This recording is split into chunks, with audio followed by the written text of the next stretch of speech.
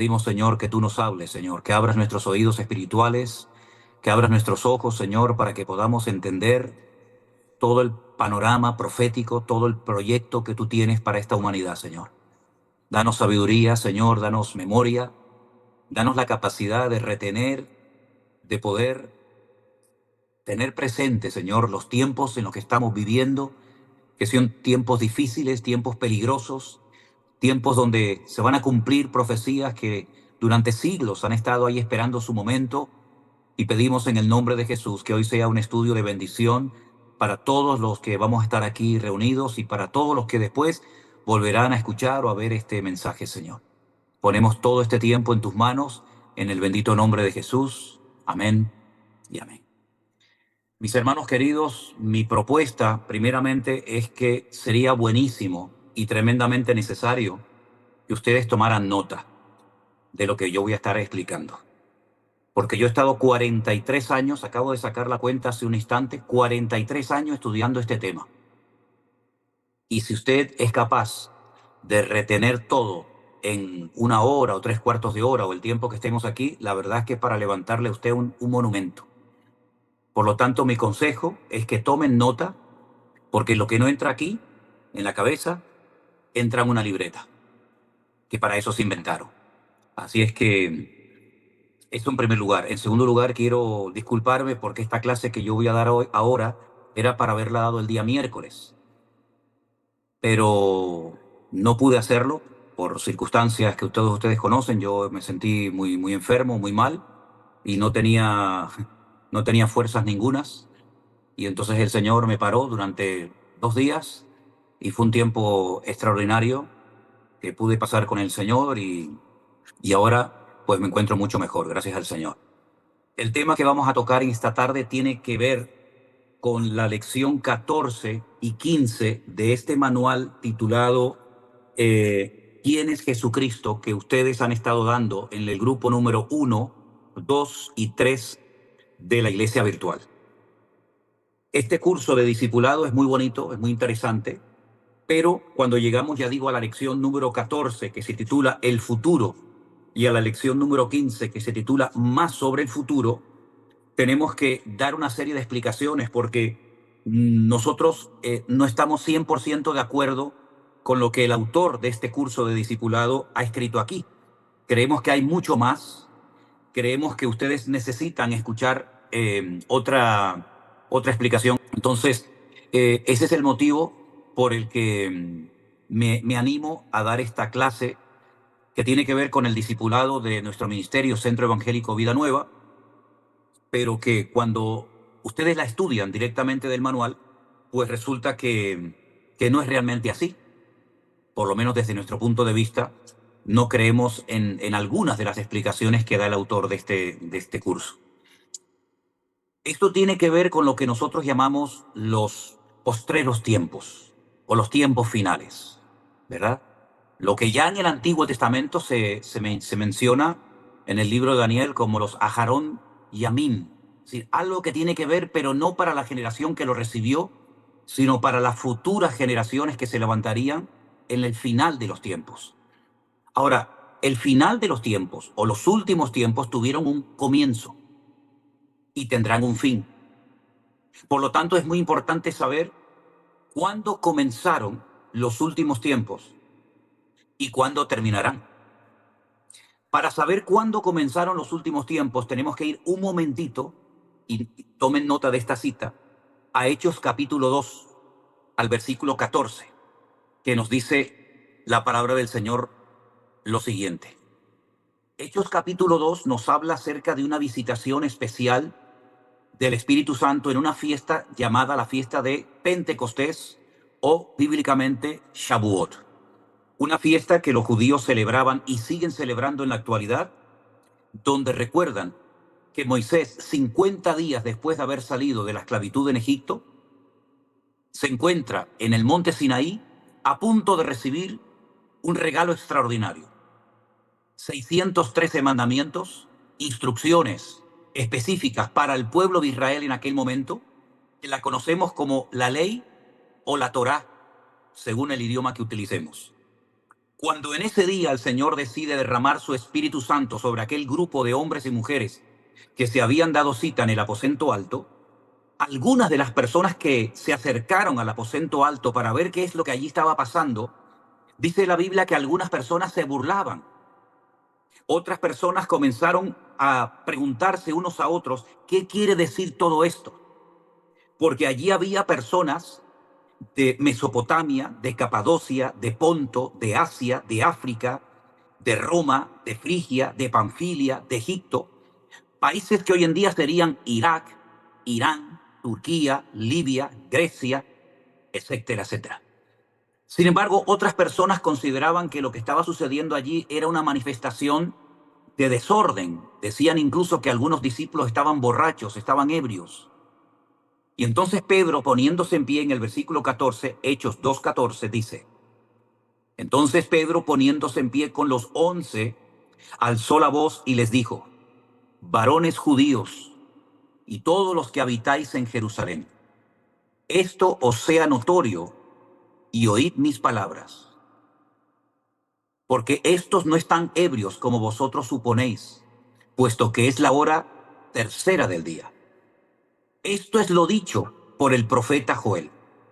Es decir, toda manifestación, toda enseñanza, todo lo que se haga en una iglesia o en una vida de un creyente, tiene que tener siempre un aval, un respaldo bíblico. De lo contrario, entramos en el campo, en el terreno del desorden, donde Dios no está ni bendice. Entonces, lo que hace el apóstol Pedro es que recurre a una profecía que se había escrito cientos de años antes del nacimiento del Señor Jesucristo por el profeta Joel. Y él la menciona y dice así, esto es lo dicho por el profeta Joel, verso 7. En los postreros días o en los últimos tiempos, dice Dios, derramaré de mi espíritu sobre toda carne. Vuestros hijos y vuestras hijas profetizarán.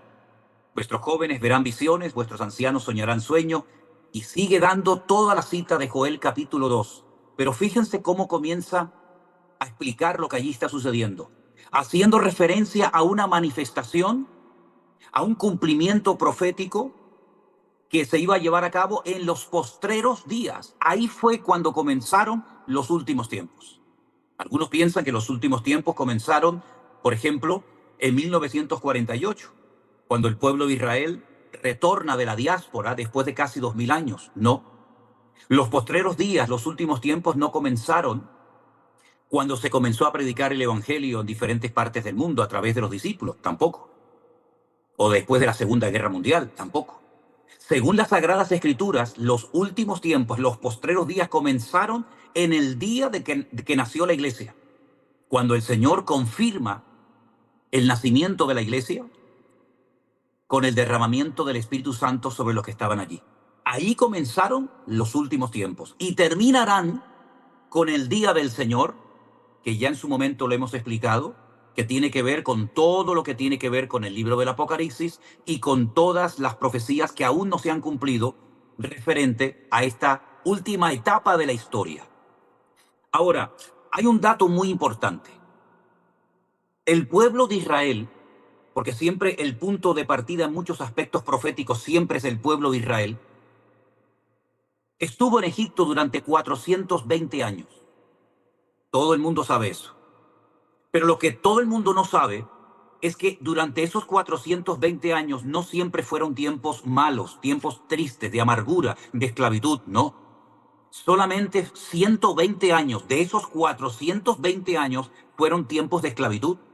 Es decir, que durante mucho tiempo el pueblo de Israel, las 12 tribus de Israel, vivió tranquilamente disfrutando de la vida en Egipto. Pero ¿qué es lo que hicieron los rabinos?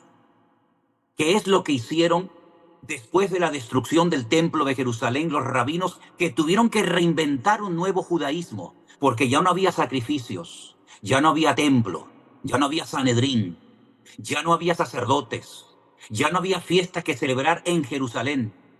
Ellos lo que hacen, sabiendo lo que voy a explicarles ahora, que la Biblia no es un libro que habla de toda la historia o de todo lo que Dios ha creado, sino es simplemente un principio de otros muchos principios que Dios hizo. Por ejemplo, en nuestras Biblias en el capítulo 1 del Génesis, versículo 1, dice en el principio. Y da la sensación que cuando leemos en el principio, que ahí es donde comienza todo. No, mis queridos hermanos. Ahí es donde comienza algo que tiene que ver directamente con nosotros. Pero realmente lo que dice ahí, o lo que debería de haberse traducido es en un principio, porque hubieron otros principios que no se relatan en ese momento, sino en otras partes de la Biblia, y otros principios que no se relatan en ninguna parte de la Biblia. Por lo tanto, lo que el Señor va a hacer es establecer un patrón para que a lo largo de la historia su pueblo y todos los que decidan incorporarse a su pueblo o a su reino o a su gobierno o ponerse bajo su cobertura, sepan cómo Dios va a actuar y cuánto tiempo va a actuar en el planeta Tierra. La Biblia es la historia del planeta Tierra y de la relación de Dios con los habitantes de este planeta. La Biblia no entra en lo que Dios ha hecho o quiere hacer en otras galaxias o en otros planetas, ni mucho menos. Repito, la Biblia es un libro que habla acerca de la relación de Dios con el hombre en la tierra, no con la relación de Dios con los ángeles en la eternidad o previa a la creación. Por consiguiente, lo que él hace es en periodos de 6 días, descansando el séptimo, mostrarle al hombre que su obra queda finalizada con 6 días. Ahora, el Salmo 90, por primera vez, escrito por Moisés, nos da un dato tremendamente importante acerca de lo que Dios considera un día. Dios considera un día, una etapa, un periodo de 1000 años. Él dice que para el Señor un día es como 1000 años y 1000 años como un día. Por lo tanto, podríamos decir en cierto sentido que lo que el Señor está revelando indirectamente a través de la creación del libro, en el libro del Génesis, capítulo 1 y capítulo 2, es la historia de la humanidad en 6000 años. Repito, no de toda la historia de lo que Dios ha hecho, sino simplemente la historia de lo que Dios iba a hacer a través de sus profetas, a través de los jueces, a través de los reyes y sobre todo a través del Señor Jesucristo. Porque hay un versículo más que os quiero leer antes de seguir con esta explicación. Anótenlo. Hebreos capítulo 1, versículos 1 y 2. Repito, Hebreos capítulo 1, versículos 1 y 2. Y dicen lo siguiente. Dios, habiendo hablado muchas veces y de muchas maneras en otro tiempo a los padres por los profetas, en estos postreros días. Fíjense, otra vez aparece la expresión que aparece en Hechos capítulo 2. En estos postreros días nos ha hablado por el Hijo, a quien ha constituido heredero de todo y por quien asimismo hizo el universo.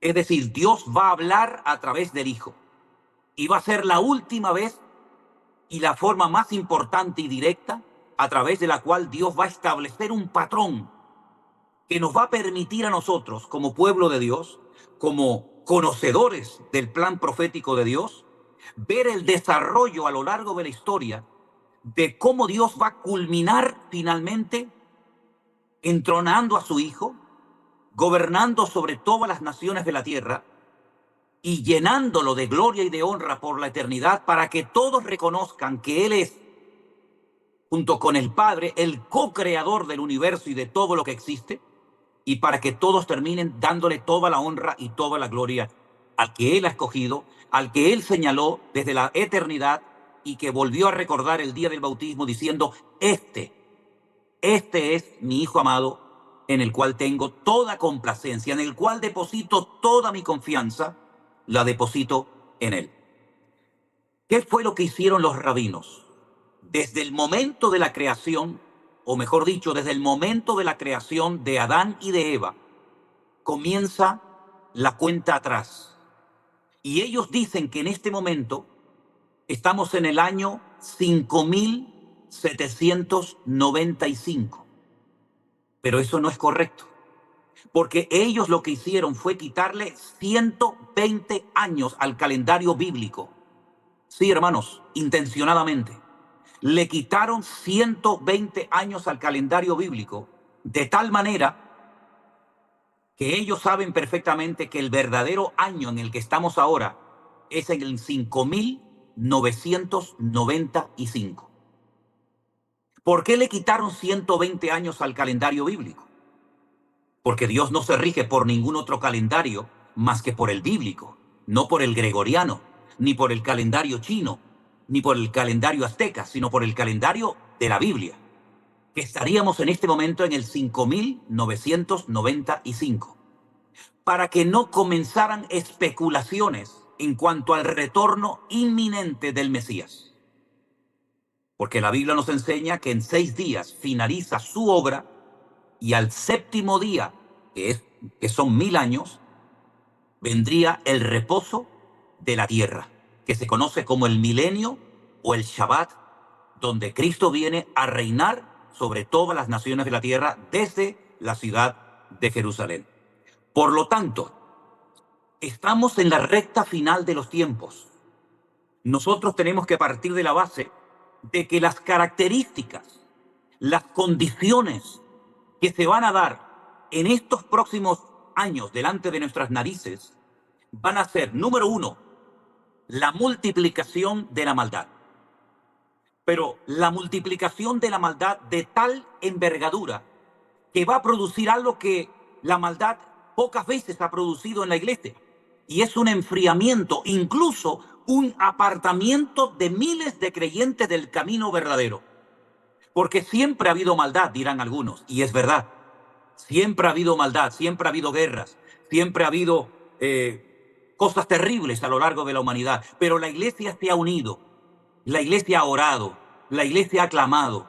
Pero esta maldad multiplicada, no sabemos por cuánto, dice la Biblia que va a traer enfriamiento en muchos corazones que llegaron a conocer y a experimentar en sus vidas el amor de Cristo. Y dice que si aquellos días no fuesen acortados, nadie sería salvo. Mas por causa de los escogidos, el Señor tiene que acortar aquellos días. Por lo tanto, así como podríamos decir que el comienzo de los últimos tiempos sería la lluvia temprana, nosotros estamos ahora mismo en una etapa de la historia que sería lo que la Biblia llama la lluvia tardía. Y esto de la lluvia temprana y de la lluvia tardía es algo tan importante que Israel es el único país del mundo que a la lluvia temprana y a la lluvia tardía le ha puesto nombre. Por ejemplo, a la lluvia temprana se la llama Yoresh, Yoresh, y a la lluvia tardía se la llama Malkosh. De tal manera que esas dos manifestaciones de la lluvia procedente del Señor tienen nombre, pero también una connotación y una aplicación espiritual, para que sepamos que así como comenzó la iglesia con una lluvia tremenda espiritualmente hablando, también el remanente que permanezca fiel al Señor experimentará un mover espectacular del Señor que dejará más de uno con la boca abierta. Y yo pregunto una cosa y hago un pequeño paréntesis. ¿No venimos experimentando un mover de Dios en nuestras vidas? ¿No venimos observando una multitud de personas que en estos últimos años se han puesto las pilas, si me permiten la expresión, y se han incorporado al reino de Cristo y se han puesto bajo la cobertura del Señor desde que el Señor viene obrando de una forma poderosa, de una forma tal vez sorprendente para muchos? No estamos viendo el inicio de esa lluvia tardía que el Señor profetizó en su palabra. Hay que estar ciegos para no ver lo que el Señor ha estado haciendo y sigue haciendo en los últimos tiempos. Que por un lado está proliferando la maldad que nos perturba y nos deja atónitos y nos sacude la conciencia diciendo: Dios mío, ¿qué le está pasando al mundo? ¿Qué le está pasando a la tierra? Parece como que la maldad ha explotado. Y por otra parte vemos que cada día el Señor sigue haciendo maravillas y permitiéndonos llegar a miles y a miles de personas, como por ejemplo en esta reunión, en estos últimos años, para la honra y la gloria del Señor. Yo lo que les digo, antes de entrar ya en profundidad en el estudio, esto es simplemente una pequeña introducción, es que aprendamos a mantener nuestra seguridad en Cristo en medio de un mundo de inseguridad. Repito, Aprendamos a mantener nuestra seguridad y nuestra confianza en Cristo en medio de un mundo que solamente nos produce y nos da inseguridad. Aprendamos a aguantar la incomodidad de vivir en un mundo enfermo que le ha dado la espalda a Dios. Es incómodo vivir en este mundo, por lo menos para el que quiere vivir para Cristo. Se nos hace muy pesado vivir en un mundo que no ama a Dios, que no respeta su palabra y sus valores. Pero aguantemos la incomodidad temporal para poder disfrutar de la eternidad en la presencia del Señor. Y que nada ni nadie nos desvíe de nuestra meta y de nuestros objetivos y de nuestros principios que el Señor nos ha dado y que hasta el día de hoy nos han mantenido en victoria. Ahora bien, como el diablo no para, porque dicho sea de paso, él sabe que le queda poco tiempo, porque él se mueve en un plano, en una dimensión espiritual, y él discierne las cosas a veces lamentablemente más rápido que muchos creyentes y que muchas congregaciones. Él entonces lo que hace es levantar cantidad de ministros suyos por todas partes de la tierra. Pero esto también nos tiene que, entre comillas, despertar la conciencia, porque el Salmo 92 dice que cuando proliferan los impíos como la hierba y florecen todos los que hacen iniquidad, es para ser destruidos eternamente y para siempre. En otras palabras, prolifera la maldad, proliferan los malos, los hijos del diablo y los instrumentos del enemigo, pero por otra parte nos damos cuenta de que el Señor está sacando a la luz cosas que han estado durante años dormidas, ocultas, pero que el Señor está tomando el control absoluto, porque nunca lo ha perdido, demostrándole a la iglesia y a todos y a cada uno de nosotros que los tiempos se acortan. Ahora bien, viene un tiempo de relativa calma, que es lo que antecede a un gran huracán. El tiempo de relativa calma hace que la gente baje la guardia. Cuando ya parece que los enemigos están derrotados y que todo vuelve a lo que llaman algunos la normalidad, es cuando el enemigo aprovecha que bajamos la guardia para volver a atacarnos con mayor ferocidad. Por eso no nos dejemos engañar por estas victorias temporales que va obteniendo el pueblo de Israel, por ejemplo, porque llegará el momento que esta victoria temporal o esta calma efímera y pasajera se convertirá en una auténtica tortura. Ahora bien, hay algo que es fundamental y sería buenísimo que literalmente ustedes lo anotaran como yo se lo voy a decir ahora mismo. Y es lo siguiente. Hay que recordar lo que ya ha sido interpretado en la Biblia. Repito, hay que recordar lo que ya ha sido interpretado en la Biblia, porque siempre, salvo alguna excepción, siempre significa lo mismo en cualquier libro al que vayas a estudiar. Quiero repetir esta frase porque de esto depende la comprensión de las Sagradas Escrituras en estos aspectos tan fundamentales como los que vamos a tratar en esta noche. Tienes que recordar lo que la Biblia ya ha interpretado, porque salvo raras excepciones, siempre significa lo mismo, vayas al libro que vayas, sea Antiguo Testamento, sea Nuevo Testamento o lo que sea. Y voy a ponerles un pequeño ejemplo y seguimos avanzando. Apocalipsis capítulo 17, versículo 15. Y quédense con esta explicación porque te va a venir muy bien para poder entender el capítulo que hoy vamos a estudiar. La explicación se encuentra en Apocalipsis capítulo 17, el versículo 15. Presten atención a este texto, dice así la palabra del Señor. Y hago propaganda de la tacita de vida nueva. Me dijo también el Señor, las aguas que has visto, escuchen, las aguas que has visto, donde la ramera se sienta, ¿cómo se puede sentar una persona sobre agua?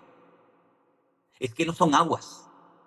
Las aguas donde la ramera se sienta son pueblos, muchedumbres, naciones y lenguas.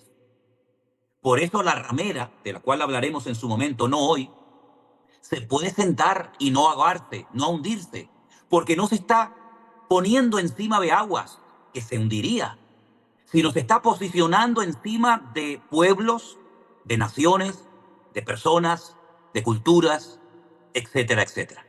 Entonces, quédense con esa explicación, porque entendiendo lo que significan en el libro de Apocalipsis las aguas, cuando vayamos ahora al capítulo que vamos a estudiar, vas a entenderlo mucho mejor, porque ya tienes la explicación. Ahora bien, ahondando un poco más en la maldad de los hombres de los últimos tiempos. Todavía no hemos entrado en el capítulo que vamos a estudiar esta noche. Ya vamos. Dicen, no sé si ya se ha aprobado, los hermanos que viven en Estados Unidos me lo podrán confirmar o no. Por lo menos ya la propuesta se ha hecho. Dicen que en California quieren proponer una ley donde la gente en estas próximas elecciones pueda ir a votar sin necesidad de identificarse, sin necesidad de decir, este es mi ID, mi documento de identidad, y por lo tanto yo soy fulanito de tal y puedo votar. Si esta ley se aprueba, no sé si la han aprobado o no, por lo menos ya se ha propuesto, ya se ha sugerido, significa que podrán votar muchas personas que no son ciudadanos, que no están registrados, sino que les conviene votar por ciertas personas o partidos para que puedan vivir del cuento y puedan permanecer, por lo menos en teoría, en un territorio que de otra manera no podrían estar ni un minuto de su vida. Fíjate hasta dónde llega el pensamiento de la maldad del ser humano. Eso ya pasó en España. Eso ya pasó en España. No es un invento americano. A los emigrantes ilegales que entraron en Cataluña, simplemente empadronándose en un ayuntamiento, se les permitía votar por los partidos independentistas para que de esa manera pudieran ganar las elecciones e independizarse de España. ¿Qué les parece? Por otra parte, sería muy interesante que ustedes leyeran todo lo relacionado con una lista que ha vuelto otra vez a salir en los medios de comunicación, que se conoce como la lista de Epstein, no de Epstein, el científico judío alemán, no, la lista de Epstein, con Epstein. Este señor fue un judío que se dedicó en una isla a celebrar unas megafiestas con famosos políticos, artistas, cantantes, gente rica del mundo. Y esa lista, es impresionante la cantidad de gente que fue allí, atraídos no por el dinero, porque aunque la Biblia dice que la raíz de todos los males es el amor al dinero, esta gente no necesitaba ir a esa isla para hacerse famosa, porque ya lo eran. Esta gente no necesitaba ir a esa isla para ganar dinero, porque ya eran millonarios. Esa gente iba a la isla porque eran atraídos por dos cosas: por el sexo libre, para poder hacer lo que no se podía hacer en ninguna parte, porque podían ser vigilados o filmados, y lógicamente por las drogas. Esta combinación es explosiva. Sexo y drogas es lo que más ata a cualquier ser humano, lo pervierte y lo convierte en un auténtico animal. Es increíble cómo todas esas personas, o la inmensa mayoría de ellas, fueron grabadas en todas las barbaridades que allí cometían. Y esa lista puede ser una tremenda amenaza en contra de esas personas que han ido a ese lugar. Porque ¿qué es lo que se pretende con estas reuniones de libertinaje, de orgías, de sexo libre? ¿Qué es lo que pretende el Club Bilderberg? ¿Qué es lo que pretenden estos grupos de elitistas del mundo, donde van incluso líderes políticos, líderes religiosos, etcétera, etcétera? La creación de un nuevo sistema mundial, dirigido por un personaje siniestro, con unas capacidades espirituales e intelectuales fuera de lo común, que nosotros vulgarmente lo llamamos el anticristo o el antimesías, del cual habla muchísimo la Biblia. Yo le decía hoy a Elena, y tengo esa sensación, yo sé que la Biblia no se puede interpretar por sensaciones. Yo sé que la sensación, el sentir de cada uno, bueno, pues es algo muy particular y no puede prevalecer por encima de la hermenéutica.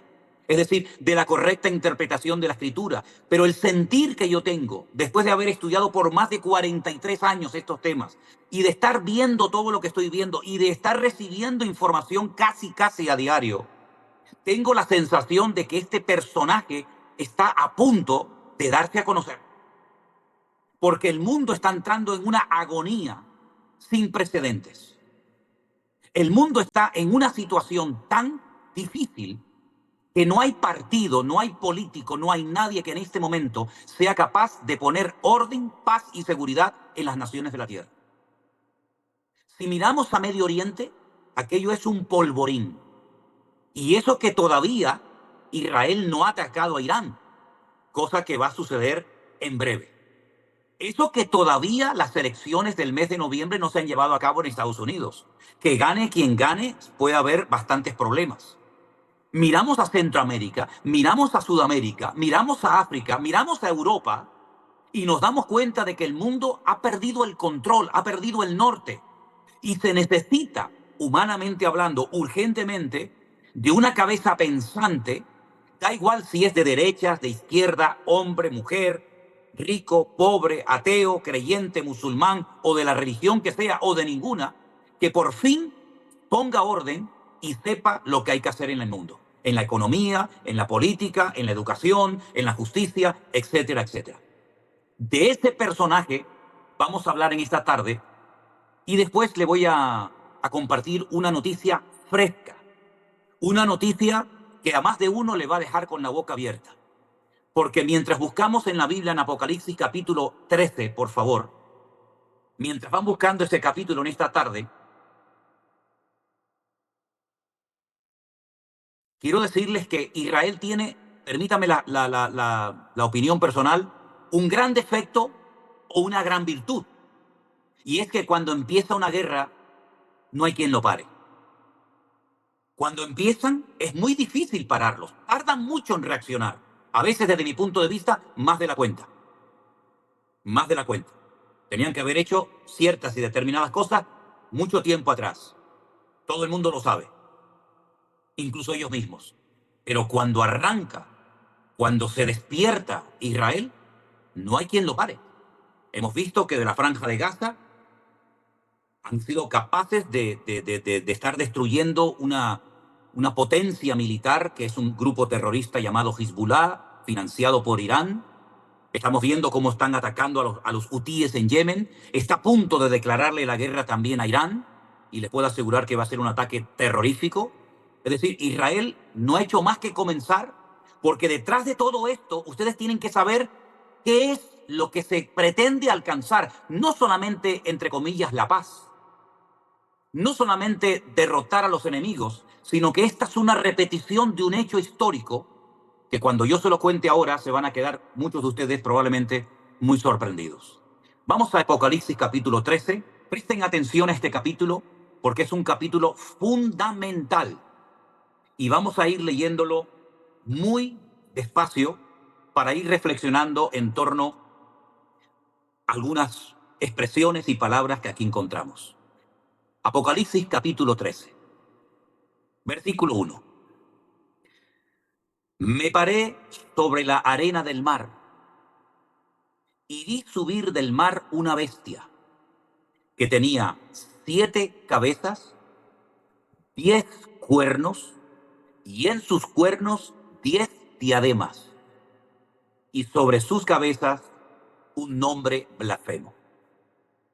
¿Se acuerdan cuando leímos Apocalipsis 17:15? ¿Qué les dije a ustedes que son las aguas? Las aguas son pueblos, muchedumbres, naciones y lenguas. Esa interpretación la da la Biblia y es el patrón que nos va a servir para poder interpretar parte de este versículo. Me paré sobre las naciones de la tierra, me paré sobre los pueblos, sobre los muchedumbres de la tierra. Ahora, este texto da la impresión que el que se para es Juan, y es que no se ha traducido correctamente. Yo sé que los venezolanos, cuando le quieren decir a una persona que se pongan de pie, utilizan una mala expresión. y le dicen, párete, párese. Y cuando tú le dices a un niño en Venezuela, párese, el niño se pone de pie. ¿No es así, Vanessa? Sin embargo, cuando usted le dice a una persona en España, párese, se queda quieto. Y es que pararse no es levantarse. Pararse es quedarse quieto. Y lo que dice el texto es que esta bestia se paró. No es que se levantó. No es Juan el que se está parando. Es la bestia la que se detiene, la que se pone quieta, la que se para sobre la arena del mar. En otras palabras, él sabe que tiene que hacer una serie de cosas, pero hay un momento en que se detiene. Hay un momento en el que se para, no avanza. Se para sobre la arena del mar para que la veamos, para que la contemplemos. Porque si se levanta y sale corriendo, no vamos a percatarnos de muchos detalles. Pero en esta ocasión es como que se detiene el play. ¿Saben que estamos viendo una película? ¡Pam! Usted le da pausa y entonces se queda la imagen fija. Ahora se ha parado la imagen, hermanos. Ahora el tráiler se ha quedado en pausa. Y entonces observe los detalles tremendamente significativos de este personaje. Se detiene la bestia sobre las naciones de la tierra, porque sube de entre las naciones de la tierra, y resulta que observamos que tiene 7 cabezas. Por supuesto es algo metafórico, pero hay que saber lo que significa esto. Tiene 10 cuernos, y fíjese dónde lleva los adornos. En, en los cuernos. Y sobre una de sus cabezas tiene un nombre blasfemo. Si usted es observador, y yo sé que aquí hay hoy muchas mujeres, y las mujeres generalmente, hay excepciones, son muy observadoras, yo les voy a pedir a ustedes que hagan un pequeño esfuerzo ahora, como esos juegos que hay, saben que hay como 2 dibujos y dice, encuentra las 10 diferencias. ¿Lo habéis visto? Ahora encuentren las diferencias entre el 12:3 y el 13:1. Repito, encuentren las diferencias entre lo que dice el capítulo 12, verso 3, y lo que dice el capítulo 13, verso 1. Porque el capítulo 12, verso 3 dice, se apareció otra señal en el cielo, que era un gran dragón, escarlata, que tenía 7 cabezas y 10 cuernos, y en sus cabezas 7 diademas. Primera diferencia, el color. El color escarlata no aparece en la bestia de Apocalipsis 13:1. ¿Se dan cuenta, hermanas? Ese color no aparece. Otra cosa que tiene igual, el dragón. El dragón es el diablo, la serpiente antigua, Satanás. Otra similitud que tiene Satanás con esta bestia es que tiene igual 7 cabezas. Y también otra similitud es que tiene 10 cuernos. Pero mi pregunta es, ¿el dragón dónde tiene los adornos? ¿En las cabezas o en los cuernos? Dice que en sus cabezas tiene 7 diademas. En las cabezas. Pero si usted vuelve a leer Apocalipsis 13:1, dice que es verdad, tiene 7 cabezas, tiene 10 cuernos, pero resulta que tiene 10 diademas, no 7, 10 diademas, 10 premios, 10 reconocimientos, no a las cabezas, perdón, no a las cabezas, sino a los cuernos. Las cabezas son imperios. Anote eso, hermana. Anote eso, mi querido hermano. Las cabezas son imperios. Los cuernos son naciones. Anótelo.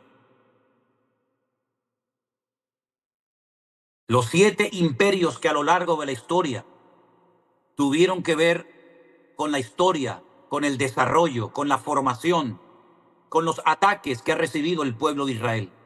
Uno de ellos, Asiria, Egipto, Babilonia, los medos persas, los griegos, los romanos y por supuesto también el anticristo. Esos son los imperios que han tenido que ver a lo largo de la historia con la historia del pueblo de Israel. Usted me dirá, bueno, ¿y el imperio maya, el azteca o el inca? No figuran en la Biblia. Los chinos, no, tampoco.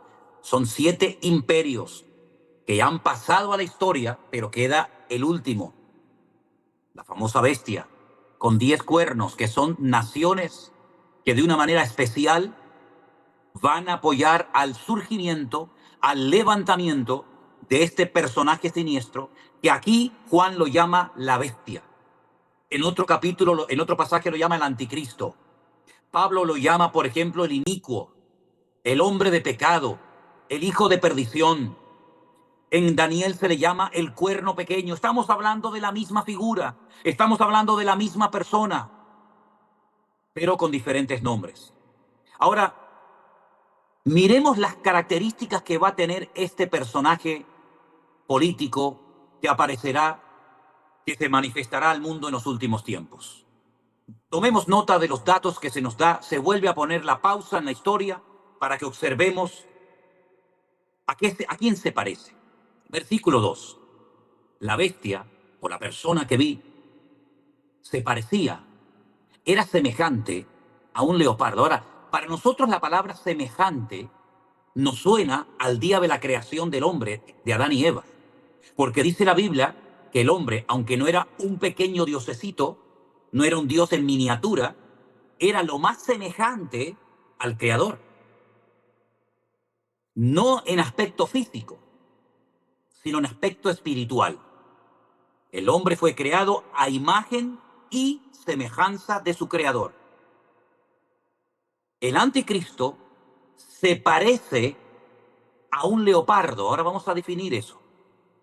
Pero sus pies, que es lo que nos mueve de un lugar a otro, dice la Biblia, benditos o cuán hermosos son los pies de los que anuncian el Evangelio, ¿verdad? Porque los pies es lo que nos traslada de un lugar a otro.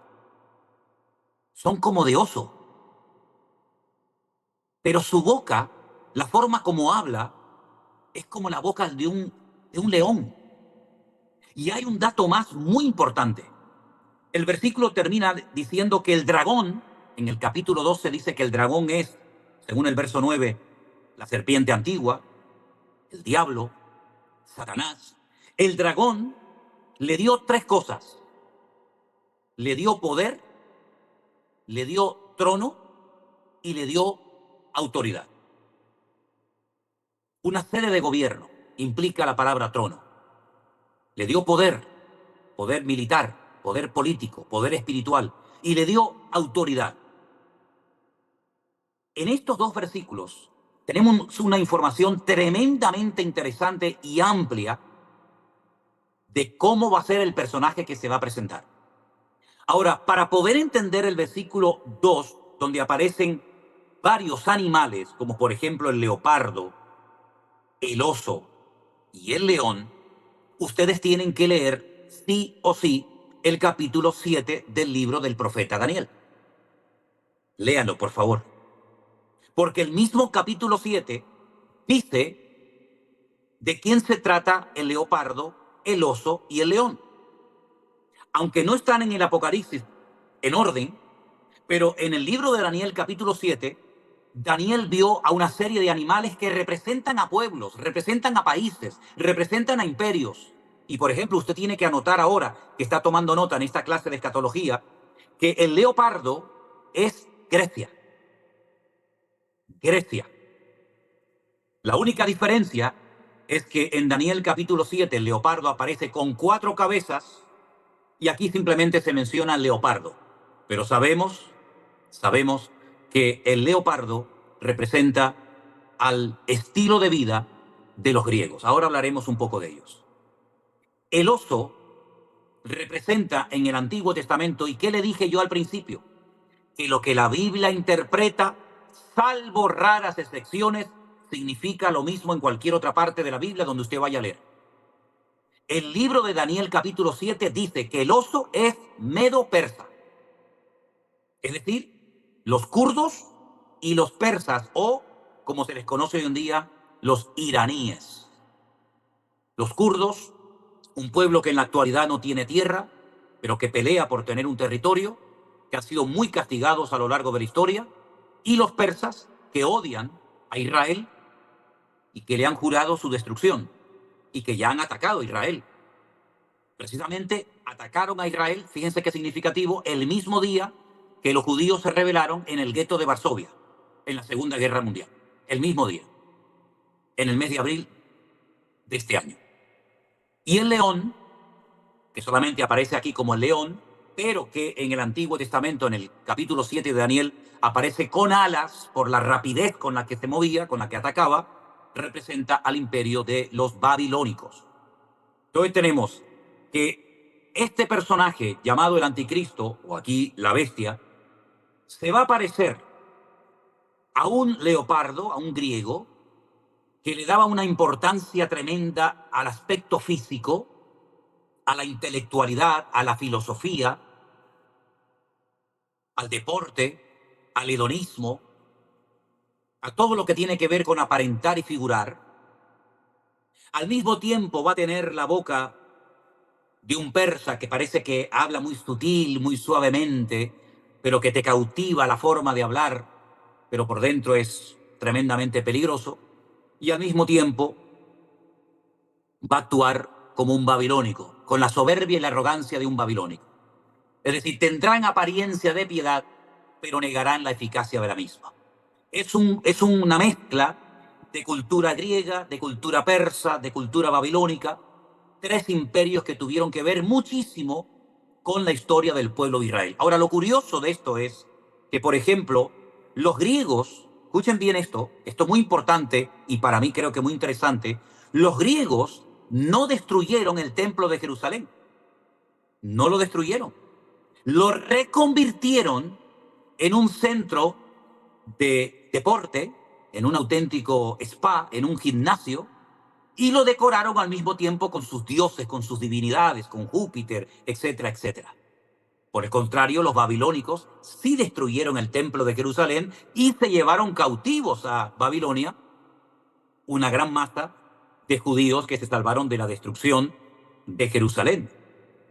Y es curioso ver también cómo los persas finalmente fueron los que financiaron la reconstrucción del segundo templo de Jerusalén. Por una parte los atacan y después por otra parte financian a través de Ciro, que era un persa, la reconstrucción del segundo templo de Jerusalén. Es decir, tenemos ante nosotros a un personaje siniestro cuya personalidad nos está definiendo claramente la Biblia por nombres de animales que, sabiendo qué animales representan, podemos saber en todo momento cómo se va a comportar este personaje en los últimos tiempos. Ahora, hagamos una pausa antes de avanzar. En los tiempos del rey David, cuando él sube al trono y está primeramente unos años, 7 en Hebrón y 33 en Jerusalén, aunque el sueño de David era la reconstrucción del templo de Jerusalén, el Señor lo utilizó para vencer, conquistar y dominar y convertir en tributarios a todos los enemigos que rodeaban al pueblo de Israel. Llámense filisteos, llámense amalecitas o llámense como quieran. David fue el hombre que conquistó más territorio que cualquier otro rey de la antigüedad. No conquistó todo el territorio que se le había prometido a Josué, desde el desierto hasta el gran río Éufrates, pero repito, fue el rey que más territorio conquistó durante su reinado de casi 40 años. Cuando todos los enemigos de alrededor estaban conquistados, dominados, subyugados, entonces se levantó su hijo Salomón, que en tiempo de paz pudo dedicar prácticamente muchos años de su vida a construir el primer templo de Jerusalén. Como la Biblia dice que lo que será es lo mismo que fue, el pueblo de Israel en este momento está en la misma situación de la época del rey David. Por eso los judíos dicen que vendrán dos Mesías. ¿A qué no ha habido oído nunca eso muchos de ustedes? No uno, dos Mesías. David ben Yosef, uno que es hijo de David y uno que es hijo de Yosef. Un Mesías que viene a conquistar a los enemigos y otro Mesías que viene a reconstruir el reino, a implantar la monarquía y a reconstruir el templo. ¿Qué le parece? David, Ben Yosef y Ben David. Muchas gracias, Marisol, gracias. Ben David y Ben Yosef. El hijo de David y el hijo de José. David sin Salomón es como una barca que rema con un solo remo. Salomón, sin el trabajo extraordinario que llevó a cabo su padre, repito, sería como una barca que rema sobre un solo remo. David necesitó a Salomón, Salomón necesitó de David. Si David no logra vencer y derrotar y convertir en tributarios a todos los enemigos del pueblo de Israel, Salomón nunca hubiera podido reconstruir el templo. Construir el templo, no reconstruir, construir el templo por primera vez. Es decir, que ambos se necesitaban. Es interesante notar que este presidente que está en este momento, este primer ministro que está en este momento en Israel, se ha tomado muy en serio derrotar, subyugar a Hamas, a Hezbollah o a quien se le ponga por delante. Pero ese es el objetivo final de Israel, dominar a todos los enemigos y nada más. Y después, cuando se han derrotado los enemigos, la pregunta es, ¿y ahora qué? ¿Y ahora qué? Se pregunta mucha gente, ¿qué va a pasar con Gaza? Pero yo voy más allá. La pregunta es, cuando estos enemigos sean derrotados, ¿ahora qué se espera? El cumplimiento del sueño dorado de Israel, por el cual han estado rogando y suplicando en los últimos 2000 años. Construir el templo de Jerusalén. ¿Dónde? En el único lugar del mundo donde se tiene que construir el templo de los judíos. En la ciudad santa de Jerusalén. ¿Y en qué parte de la ciudad de Jerusalén? En el monte Moriah, donde estuvo el primer templo y el segundo templo, que curiosamente fueron destruidos el mismo día, el día 9 del mes Av, pero lógicamente en diferente año. ¿Se acuerdan ustedes cuando yo una vez viajé a Israel y al volver conté la experiencia que tuve con una persona que se me acercó y comenzó a decirme cosas y a preguntarme cosas y a preguntarme referente a Apocalipsis capítulo 12, que fue el estudio que di hace unos días en Bruselas, explicando quién es la mujer, quién es el niño que nace, quién es el resto de la descendencia de ella, los que guardan los mandamientos de Dios y tienen el testimonio de Jesucristo? ¿Se acuerdan? Yo le dije, la mujer es Israel, el niño es el Señor Jesús, y el resto de la descendencia, los creyentes, los que tienen el testimonio, el testigo de Jesucristo. Esta persona en el muro de los lamentos me dijo, perseguirán a Israel y después perseguirán a los que guardan el testimonio de Jesucristo, es decir, a ustedes, los cristianos, los hijos de Dios. Me habló de la guerra de Ucrania. Empezarán por Ucrania y luego probablemente se atreverán a atacar a algún país europeo. Y saben que como Europa es, digamos, como un solo continente, en cuanto atacan a un país europeo, teóricamente todos tienen que unirse a defenderlo. Ya se ha hablado de la posibilidad de atacar Noruega, ya se ha hablado de la posibilidad de atacar Polonia, en fin, solamente Dios lo sabe. La cuestión está en que esta persona se ha vuelto a poner en contacto conmigo y hemos tenido larguísimas conversaciones. Él es un ortodoxo judío. Él es el típico judío con su talit, con su kipá, con sus tirabuzones, etcétera, etcétera. Y me comentó hace unos días algo y lo digo porque me dijo, cuéntalo, porque según sus palabras, no las mías, según sus palabras, a ti te van a escuchar más que a mí. Y tú tienes la posibilidad de hablar a miles de personas, que yo no tengo esa posibilidad. Así que creo que el Señor te ha escogido para esta hora. Así que habla y no calles. Y por eso me atrevo a decirlo. Él es un judío ortodoxo creyente en Yeshua, creyente en el Señor Jesucristo como nosotros. 100% exactamente igual que nosotros. Cree en la segunda venida del Señor, lee el Nuevo Testamento, ha nacido de nuevo. No hay ninguna diferencia, salvo que es de raza judía, nada más. Me comentó que se le ha propuesto, no hace mucho tiempo, formar parte de un grupo de judíos ortodoxos muy radicales que se han estado armando hasta los dientes con el objetivo de subir en cualquier momento a la explanada de las mezquitas y llevar a cabo una carnicería como nunca antes se podían haber imaginado que se podía haber llevado a cabo.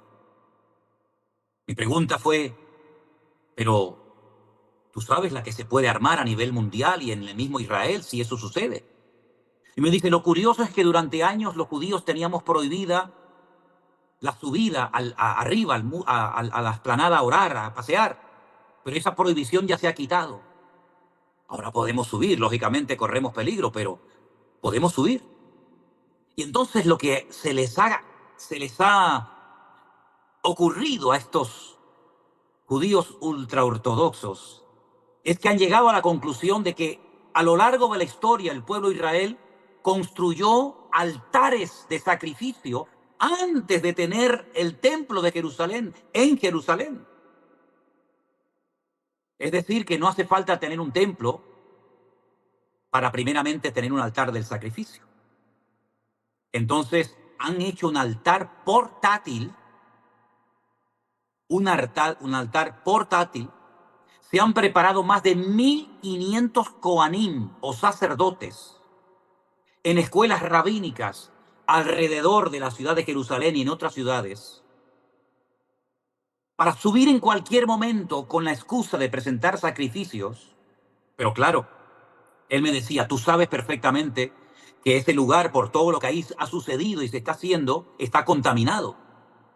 Entonces hace falta hacer el sacrificio de lo que en hebreo se conoce como la pará adumá, el sacrificio de la vaca roja, que es nada más que sacrificar sobre el altar una vaca que tiene todos los pelos de su cuerpo de color rojo, no hay ninguno blanco, ninguno negro, ninguno de otro color, para que esa vaca, digamos, perfecta, sea sacrificada, sea quemada por entero sobre el altar y con las cenizas de esa vaca se rocíe sobre aquel lugar y se purifique de esa manera ese lugar que según ellos ha quedado contaminado. Y me dice, ya hay 3, no una ni 2, 3 de esas vacas en Jerusalén preparadas para ese momento. Están más de 1.000 sacerdotes preparados. Está el altar portátil preparado. Están las 3 vacas preparadas. Solamente tienen que subir y producirse algo que jamás en la historia ha pasado y apropiarse de ese lugar con el objetivo de volver a reconstruir el templo de Jerusalén. Pero para ello hace falta un David, un hombre valiente, un hombre que no le haga caso a nada ni a nadie, que no lo pare nada, ni las amenazas de Europa, ni las amenazas de Biden, ni de nadie, y que sea capaz de enfrentarse con quien sea, de tal manera que pueda debilitar a los enemigos para que puedan subir y reconstruir el templo en poco tiempo, que por cierto ya está todo preparado y dispuesto para llevarlo a cabo en cualquier momento. Están dispuestos a que corran ríos de sangre. Están dispuestos a pagar el precio que sea necesario, porque saben que los tiempos se acortan. Y aunque han mentido manipulando el calendario en 120 años menos, saben que según el relato bíblico quedan 5 años para el transcurrir del desarrollo profético de Dios, según las profecías que ellos han recibido y aprendido de sus antepasados del Antiguo Testamento. Es decir, estamos en un momento de la historia tan trascendental que muchos creyentes no son conscientes de que queda poco tiempo para que lo que hemos leído y predicado durante, yo personalmente, 43 años de mi vida, que se dice pronto, veamos cómo por fin comienzan a cumplirse cosas que eran un sueño, que eran algo impensable, pero que hoy en día son totalmente posibles. Ahora bien, hay un detalle más, y es el siguiente. Si me acompañan un momentito, por favor, a Apocalipsis capítulo 9. Ahora vamos a hacer un pequeño alto. En Apocalipsis capítulo 9, por favor, hay una, vamos a decir así, una participación del mundo espiritual muy interesante, y es la siguiente. Apocalipsis capítulo 9 versículo 13, la palabra del Señor nos dice lo siguiente. El sexto ángel, no el séptimo, ¿saben que hay 7 trompetas? No, no, no. El sexto ángel tocó la trompeta y oí una voz de entre los 4 cuernos del altar de oro que estaba delante de Dios, diciendo al sexto ángel que tenía la trompeta, desata a los 4 ángeles que están atados junto al gran río Éufrates. Y fueron desatados los 4 ángeles que estaban preparados para, escuche, hora, día, mes y año, a fin de matar a la tercera parte de los hombres. Y el número de los ejércitos de los jinetes era 200 millones. Y yo oí su número. Hay 4 demonios que desde los tiempos de Noé están atados. Sí, Apocalipsis capítulo 9, versículos del 13 al 15. 4 demonios que están atados, tremendamente destructivos, que según otro versículo que le voy a dar, Judas capítulo 6, segunda de Pedro 2:4, repito, Judas versículo 6, segunda de Pedro 2:4, están como en una prisión de oscuridad, pero que tendrán una hora, un día, un mes y un año para actuar y producirán una matanza terrible. Es decir, lo que nosotros estamos a punto de ver, si es que el Señor nos permite llegar hasta ahí, nunca nadie jamás en la historia lo ha visto. Nunca nadie lo ha visto. En sueños y en visiones sí, pero tal y como probablemente lo lleguemos a ver nosotros, no lo ha visto absolutamente nadie. ¿Por qué nos hemos animado hoy a tener esta clase con todos ustedes? Porque se ha enseñado durante mucho tiempo que cuando las cosas se pusieran muy feas, muy duras, muy difíciles, la iglesia, los cristianos, los hijos de Dios, no íbamos a estar en el planeta Tierra, sino que el Señor nos iba a llevar a lo que se conoce como las bodas del Cordero, la fiesta de la novia con el amado, con el Señor Jesús. Mientras tanto, la tierra se despedazaba y finalmente nosotros vendríamos. Pero sin embargo, ustedes saben perfectamente que el apóstol Pablo, por revelación del Espíritu Santo, dijo que es a la final trompeta. Y hay 7, no 4 ni 5, sino 7 trompetas. Y él dice en 1 Corintios capítulo 15, aquí os digo un misterio, no todos dormiremos, pero todos seremos transformados en un momento y en un abrir y cerrar de ojos. Es como de gusano a mariposa. Todo cambiará a la final trompeta. A la final trompeta. Y hay 7 trompetas en el Apocalipsis, hermana. No una ni dos, hay 7. Y Pablo dice, a la final trompeta. Cuando se toque ese último toque de trompeta, y el último toque de trompeta aparece en el libro del Apocalipsis, le digo exactamente dónde.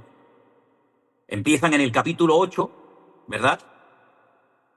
Y nos vamos adentrando en el libro del Apocalipsis y encontramos que las trompetas empiezan en el capítulo 8, versículo 6, saltamos al capítulo 9, ¿verdad?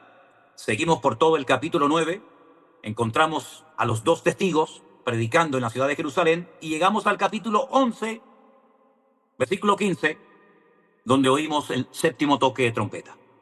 Por consiguiente, a la final trompeta es cuando los muertos en Cristo resucitan y se produce lo que conocemos como el arrebatamiento o la traslación de la iglesia y comienza ese periodo terrible donde el anticristo o la bestia se manifiesta con toda su ferocidad, donde el cordero se convierte en demonio y donde durante 3 años y medio él ejerce toda su autoridad hasta que finalmente, por el resplandor de la venida del Señor, él muere y es enterrado en la ciudad de Jerusalén, en el Monte de los Olivos.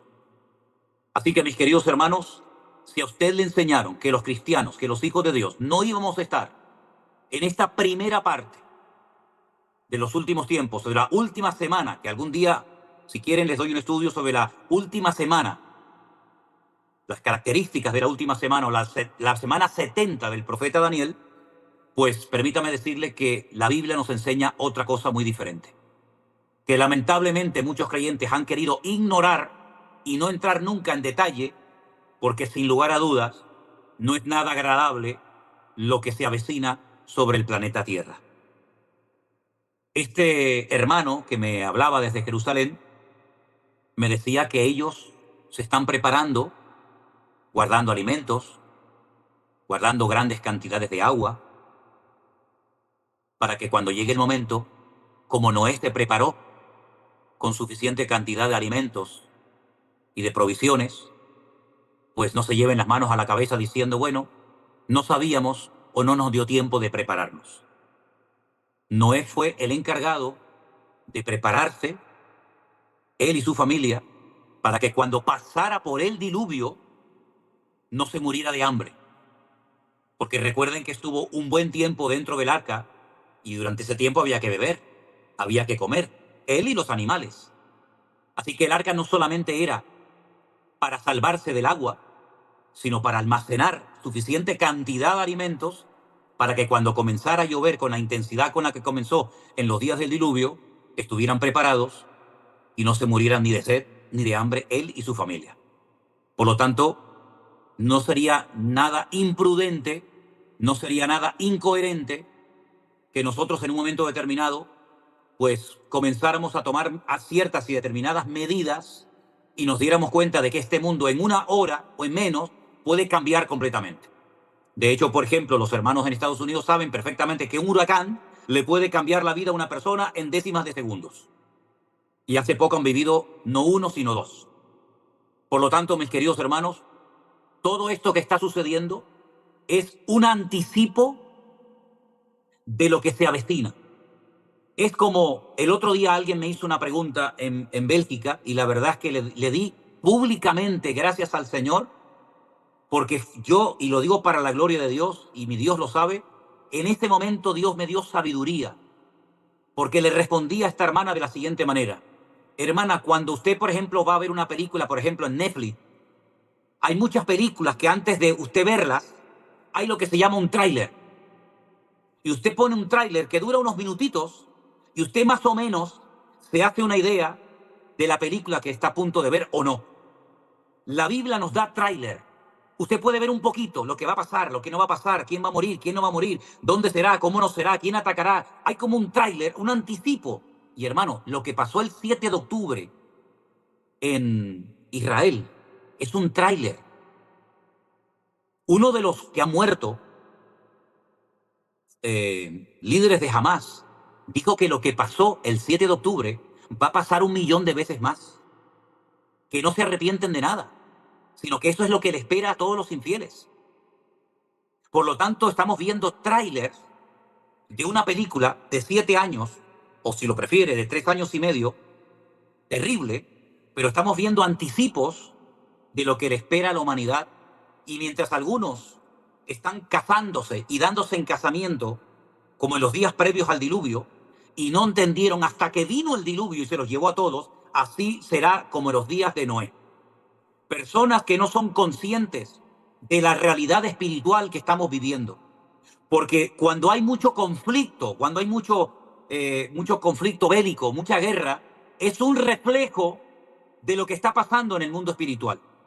Ustedes saben que yo he dicho muchas veces, y lo reitero, que lo natural es un simple reflejo de lo que está pasando en el mundo espiritual. Es decir, usted observa a cualquier punto de la Tierra y lo que está pasando es un conflicto espiritual que se refleja en lo natural, como cuando usted pone su mano y se refleja su sombra. La sombra no es su realidad, la realidad es su mano, pero la sombra habla de una realidad. Por lo tanto, nosotros vivimos en un mundo de sombra, vivimos en un mundo material, pero no se olvide que el mundo espiritual es aún más real y existió antes del mundo en el cual nosotros vivimos hoy en día. Por lo tanto, el libro del Apocalipsis nos habla de la procedencia, de la personalidad, del vocabulario, del modus operandi del anticristo, para que nosotros podamos saber en todo momento cómo el enemigo tiene un plan paralelo al plan de Dios. La ventaja de todo esto es que nosotros sabemos, gloria a Dios, cómo termina la película. Esta es la gran tranquilidad y la gran confianza y la gran paz que sentimos en nuestros corazones, que ya hemos visto el final de la película, ya hemos visto quién gana y quién pierde, ya hemos visto el destino del diablo y hemos visto el destino de la iglesia, y por lo tanto esto nos tiene que traer un ánimo y una fortaleza espiritual que tiene que desterrar el miedo totalmente de nuestros corazones, porque la palabra de Dios tiene tanto, tanto poder que acartona, que petrifica a nuestros enemigos. Y podría contarles algunas experiencias, pero la palabra de Dios es tan poderosa que si en algún momento de la historia la iglesia ha necesitado refugiarse, sumergirse, meterse en la palabra, es ahora. Por eso es el sistema que están utilizando los 66 millones de musulmanes en Europa.